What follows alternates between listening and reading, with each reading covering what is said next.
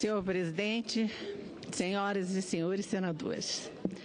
Em primeiro lugar, senhor presidente, eu gostaria de cumprimentar o presidente da Comissão Especial, senador Raimundo Lira, pelo seu desempenho à frente daquela comissão. Um parlamentar experiente que prestou um serviço inestimável a essa casa. Parabéns pela sua paciência, pela sua determinação e, acima de tudo, pelo respeito aos parlamentares participantes daquela comissão. Cumprimento o relator pelo seu trabalho, um trabalho eficiente, que eu pude ontem aqui demonstrar o meu respeito e a minha admiração por Vossa Excelência. Senhor presidente, o que nós estamos nos propondo a fazer aqui nessa sessão é opinar sobre a admissibilidade do processo de impeachment da presidente Dilma Rousseff. Apenas a admissibilidade. Em outras palavras, estamos opinando se o processo é cabível ou não. É um exame técnico, analítico, sem espaço para entrar nas polêmicas que têm dividido a nossa sociedade e o nosso parlamento. É tendo isso em mente que devemos apreciar o relatório do senador Anastasia. E o texto, sem dúvida, é precioso, é copioso e é eloquente. Precioso em suas definições sobre o impeachment e sobre a natureza dos crimes de responsabilidade. Copioso em termos de fatos e registros de irregularidades.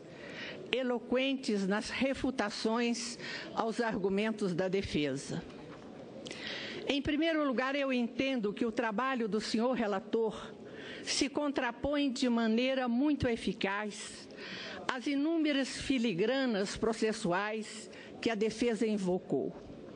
Reconheceu que o processo de impeachment é um processo que, apesar de parecer jurídico, de ter forma jurisdicional, é um projeto político. Supostas nulidades, como o encaminhamento da votação pelos deputados, ou a suspeição que quiseram colocar sobre o relator no Senado, terminam como a que de fato são. Não se sustentam e soam como socos e chutes ao vento. Segundo, quando as acusações propriamente ditas, o relatório apresenta de maneira pormenorizada cada uma delas e detalha os elementos que, segundo a acusação, servirão de prova. A presidente da República é acusada de 2 crimes de responsabilidade: abertura de créditos suplementares sem autorização legislativa e contratação ilegal de operações de crédito com as instituições financeiras controlada pela União. Ambas as acusações estão fartamente documentadas. Se não vejamos, quanto à abertura de créditos suplementares, estão lá, em uma lista, a infinidade de decretos que infringiram a regra da condicionante fiscal. Decretos que chegaram a impactar o orçamento em quase 2 bilhões de reais, senhor presidente, se contabilizado o impacto da recessão dos últimos tempos na receita do governo. É um princípio bastante evidente. As modificações no orçamento precisam respeitar a meta de resultado primário, e isso não foi feito. Tanto é que o governo federal precisou mobilizar a sua bancada no Congresso para ampliar a meta, julgando o país no atoleiro da dívida. E quanto à contratação ilegal de crédito, está lá.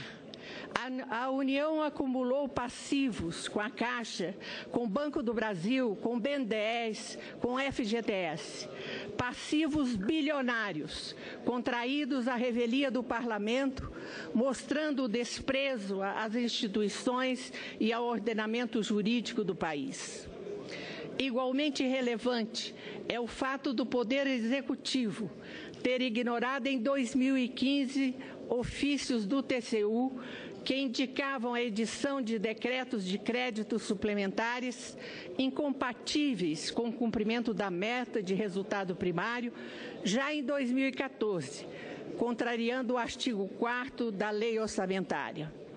Além da má gestão do dinheiro público, por meio de transferências de recursos de programas de forma indiscriminada e em desacordo com o espaço fiscal existente, os indícios sugerem irregularidades na contabilização dos passivos, configurando atentado à Lei de Responsabilidade Fiscal, à Lei Orçamentária e à Constituição.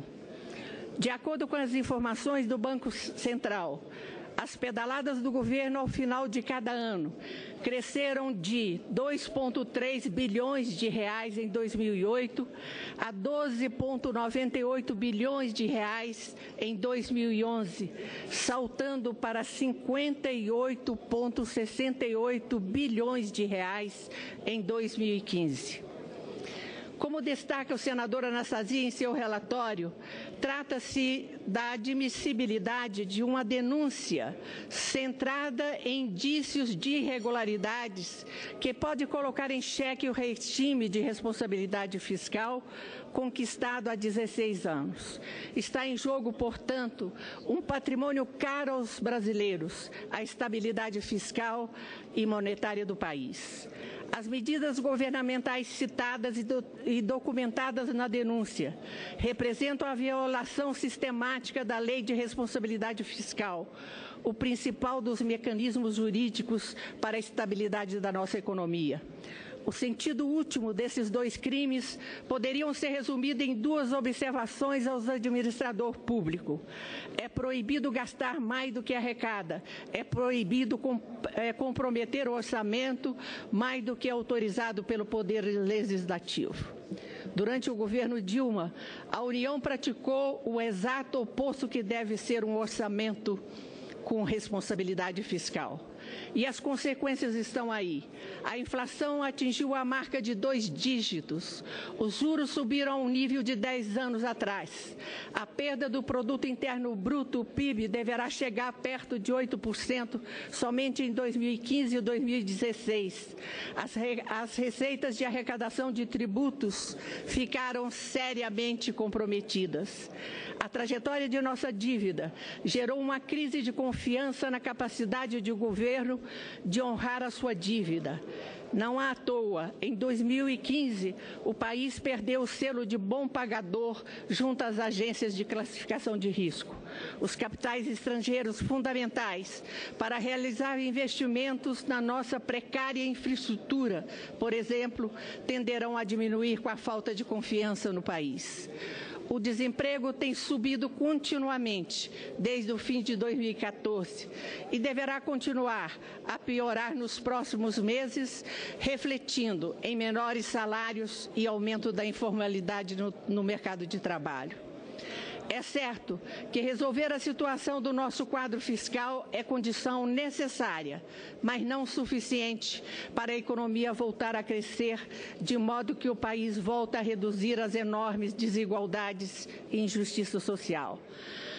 A evolução desses números indica a gravidade da situação, cujos efeitos para a economia e o bem-estar da população são nefastos.